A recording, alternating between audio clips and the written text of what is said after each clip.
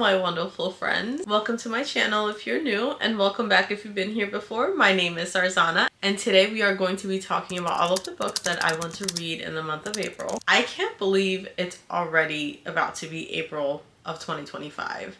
Like, wasn't it just New Year's like yesterday? Anyways, go ahead and grab yourself a hot or cold beverage of your preference and let's get down to it. I don't think that this TBR is super ambitious or anything like that, but I have been having less time to read because of life. I am predicting all of these books to be 5 stars. I might be delusional, but I am getting that feeling that all of these are going to be delectable. So let's talk about the books that is on my April TBR. This one is an anticipated read. I have been dying to dive back into this series and to read this next book, but I have been pacing myself, and like, let me tell you, it has been torture because I don't want to devour it and the series just be done, because then what am I supposed to do? If you've been here before, you know that I brag about her and her writing. Liz Tomforty is one of my favorite contemporary romance authors, and the Windy City series is one of my absolute favorite. Like, this series has introduced me to sports romance. So for my April TBR,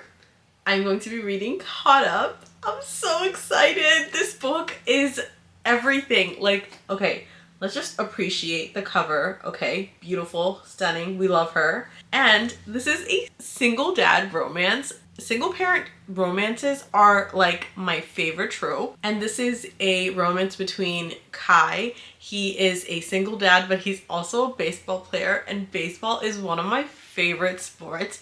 Not many people I've met are fans of baseball, but we're not getting into that right now. He's a baseball player, and Miller is our FMC, and she is going to be his nanny. We have a single dad to nanny romance, and I am just like getting ready to like kick my feet up and start giggling. Kai, we meet him throughout the Windy City series, and I have been dying to read his book because, like, as soon as we were introduced to him, I was drooling, and I've been craving more of him, and I'm so excited to read about him. We meet Kai in the Mile High, I believe. You can tell that he is struggling to be a single dad, do his sport and continue on with his career and do all of his PR work and everything that he needs to do. Everybody loves him. He just seems so like down to earth and so charismatic, and I don't know, like, I just loved him.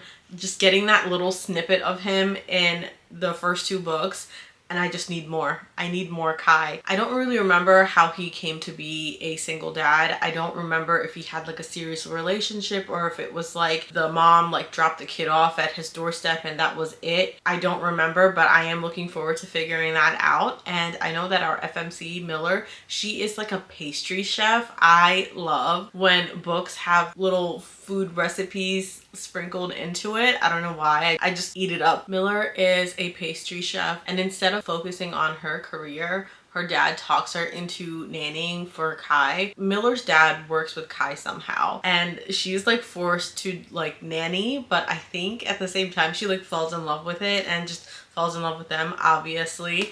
But I'm so excited. This is going to be a 5 star. Every single book by Liz Tomforty, I think I've given 5 stars. Like, this series is my Roman Empire when it comes to contemporary romances, and I'm so psyched. And then next we have Dark Matter by Blake Crouch. I have been wanting to get into this book for a very long time, and I finally got my hands on it, so I'm going to be reading it, and I'm super excited.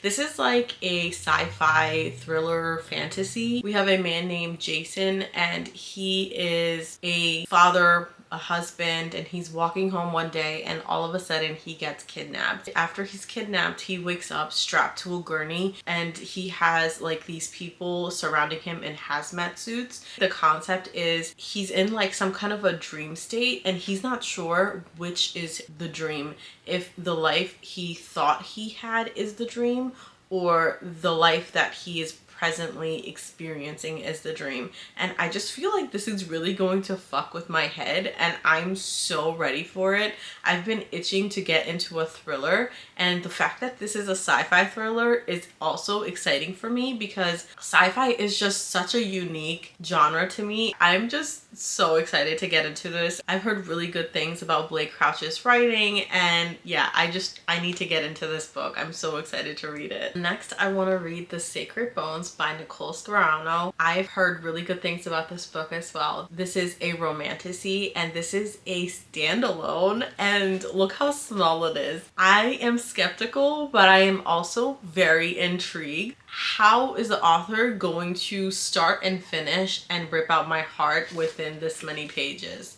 I'd love to see it. So the story is about Sela and Cade. Sela is promised to the goddesses, and in order for her to stay devoted to the goddesses, she has to stay celibate. But she meets Cade, and they have a friendship that blossoms into something more, and I'm guessing they end up consummating their relationship. And in doing so, she breaks her vow to the goddesses. And what does the goddesses do? I think that they kill him off and they scatter his bones. And then she has to go on a journey to gather all of his scattered bones to make him whole. Hence the titles. I'm really excited to experience this epic romantasy. Here's a close-up of the cover. How stunning is she?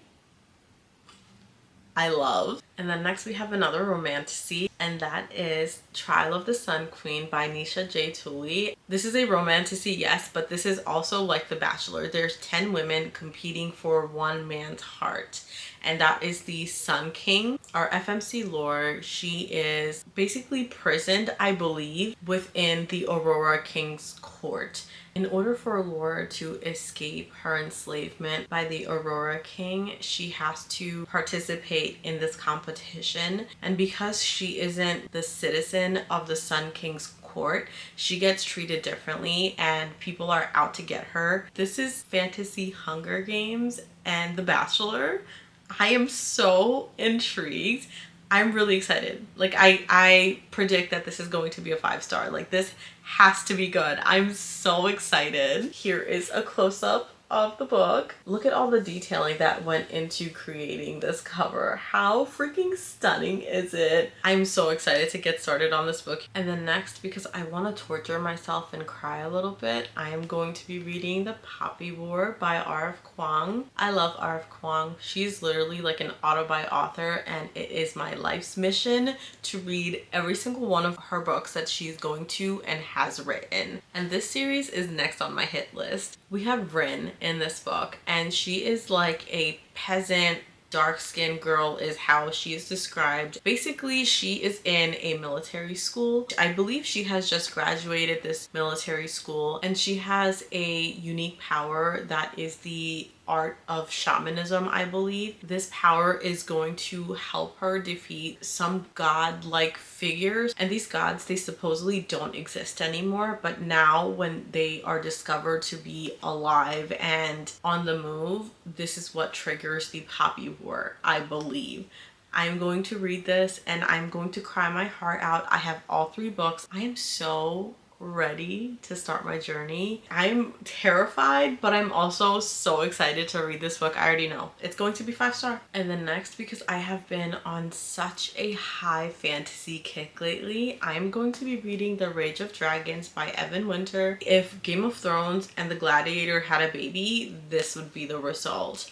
We have dragons, we have war, we have all the fantastical elements that you can ever imagine, and I'm here for it. So this book is about Lau. He has a plan where he decides he's going to get injured so he can get out of the situation he's in, and he's going to get married, he's going to have kids, he's going to have a quiet life with his family. But that doesn't happen because his family and friends or his village or something like that, they get brutally murdered, and he gets very angry and he is on a vengeance path to get justice for his loved ones. This world, it just seems so unique because there's like a war that's been going on for like the past 200 years. There are only women and very rare amount of women are able to call upon the power of dragons. There are specific men who have the power to become killing machines, making their bodies